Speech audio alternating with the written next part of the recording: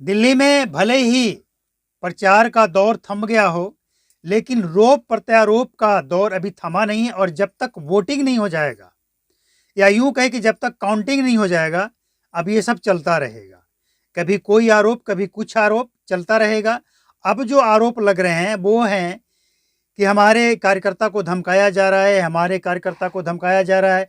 मुख्यमंत्री का अलग आरोप है, बीजेपी वालों का अलग आरोप है, कांग्रेस वाले का अलग आरोप है और इसे ड्रामा कहा जा सकता है। ये ड्रामा है और कुछ नहीं है। एक दूसरे के ऊपर आरोप लगाना, डराने का, धमकाने का, वोटिंग नहीं करने देने का, तरह तरह का आरोप। और जिस दल को, जिस कैंडिडेट को, जिस क्षेत्र से जैसे जैसे जानकारी मिलता है कि आपके हाथों से यहाँ का चुनाव निकलता जा रहा है, वहाँ के कैंडिडेट और ज़्यादा हंगामा करते हैं और इसी तरह का आरोप लगाते हैं कि मेरे कार्यकर्ता को, मेरे वोटरों को वोट नहीं डालने दिया जा रहा है। ये कोई नई बात नहीं है।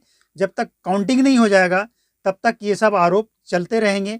तो बस थोड़ा सा इंतजार कीजिए और देखते रहिए, अपडेट हम आपको करते रहेंगे किसने क्या आरोप लगाया। बीजेपी ने आरोप लगाया कि आम आदमी पार्टी के कार्यकर्ता बीजेपी के कार्यकर्ता को मारपीट कर रहे हैं, लोग उनको डरा धमका रहे हैं कि झाड़ू पर ही वोटिंग करना है, झाड़ू पर ही मुहर लगाना है।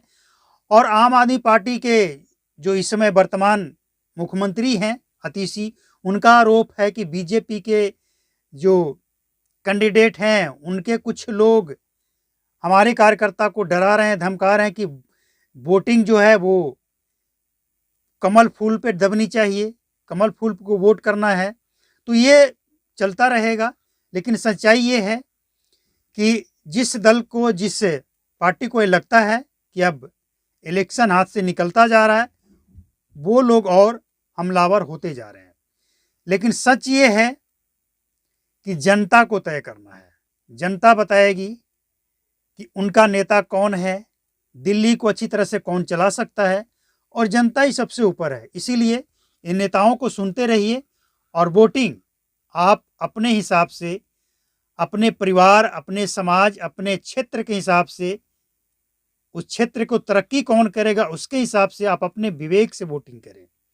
जनता की समझदारी इसी में है कि आपको किसी की नहीं सुनना है।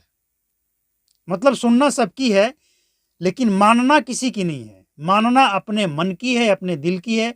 आपको जिसको वोट देने का इच्छा है आप उसे वोट दें, ना किसी की दी हुई पैसे लेना है, न दबाव में आना है। आज़ाद, आपका वोट अमूल्य है, इसका कोई मूल्य न लगा पाए। और लालच में तो बिल्कुल नहीं पड़ना है, क्योंकि एक बार का लालच आपका 5 साल बेकार जा सकता है। इसीलिए अपने इच्छा से वोटिंग करें। और एक बात और दिल्ली वालों से ये विनती है कि कुछ लोग ये सोचते हैं कि अरे मेरे वोट देने ना देने से क्या फ़र्क पड़ता है। देखिए, इलेक्शन कमीशन ने इस बार का जो डेट रखा है ना, 5 फरवरी दिन बुधवार, इसका मुख्य उद्देश्य ये है कि ज़्यादा से ज़्यादा दिल्ली में वोटिंग प्रतिशत हो। मतलब ज़्यादा से ज़्यादा लोग घर से निकले और वोट करें।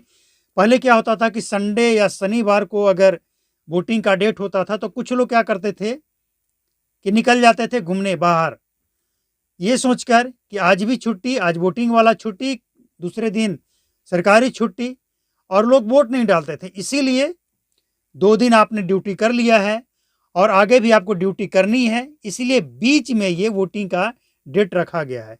और इस दिन सभी जगह, मतलब जहां वोटिंग है वहां सभी जगह पे छुट्टी घोषित किया गया है। चाहे वो सरकारी काम कर रहे हो, प्राइवेट काम कर रहे हो, सभी जगह सरकारी, प्राइवेट सभी जगह छुट्टी घोषित किया गया है ताकि लोग अपना वोट डाल सकें।